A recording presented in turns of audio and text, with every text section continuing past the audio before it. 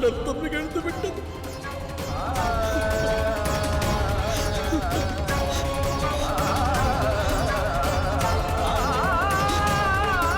மாதா,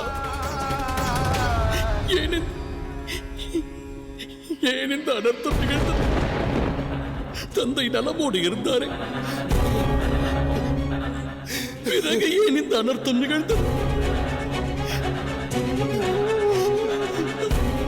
பதில் வரை எங்கள் தாயே, எவ்வாறு இந்த விபரீதம் நிகழ்ந்தது?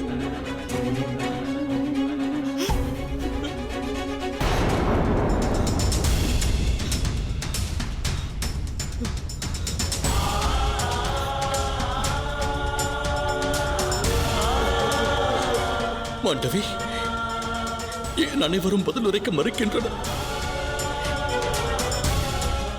ஏன் அனைவரும் மௌனம் சாதிக்கின்றனர்? நீயாவது விளக்கம் தருவாயா? பதில் கூறு மாண்டவி. ஏன் இந்த அனர்த்தம் நிகழ்ந்தது இந்த புண்ணிய பூமியில்? பதில் உரைப்பாய் மாண்டவி.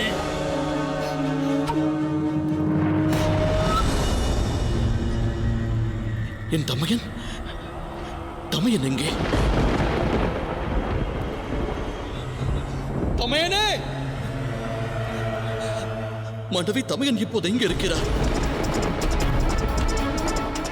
அன்னியார் அவர்களையும் காணவில்லையே, லக்ஷ்மணனையும் காணவில்லை.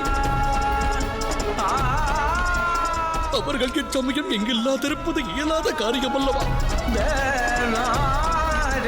தயை கூர்ந்து விளக்கம் தாமாண்டவி. மாதா, என் தமையன் எங்கே? மாதா, மாதா, தமையனே! குருதேவரே,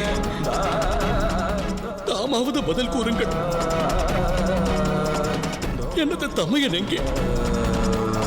அவரை இங்கு காணவில்லையே. தாமாவது விளக்கம் கூறுங்கள்.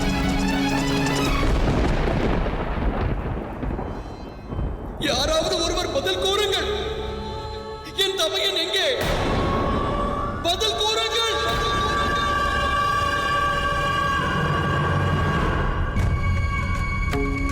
வந்துவிட்டான் கையேயி, அவன் வந்துவிட்டான். வருகை தந்தது யார்?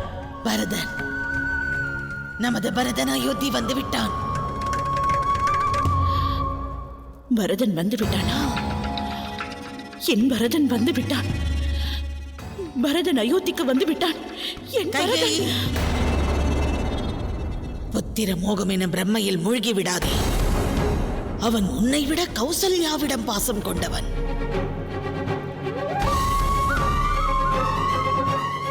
நீ கூற விழைவது யாது? நீ ஈன்ற மகன் உன்னை விட தன் அண்ணன் மீது அளப்பரியா அன்பு கொண்டவன். தன் தமையனுடைய நலனை தன் நலனை விட முதன்மை என கருதுகின்றவன்.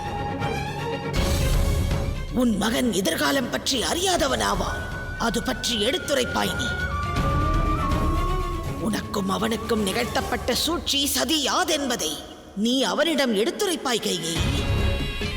நிகழ்ந்தவைகளை மறைக்க துணிந்தால் உன்னுடைய வாழ்வில் லட்சியத்தை எட்டும் தருவாயை நெருங்கியும் அதை எட்டி பறிக்காதவளாகி விடுவாய். நாளை பரதன் உனக்கு துணை நிற்காவிடில் இந்த ராஜபவனத்தில் எவரும் உன்னை வாழவிட மாட்டார்கள். ஆகையால் அறிவுரை கோருகிறேன். பரதனிடம் நீ அனைத்தையும் கூற வேண்டும்.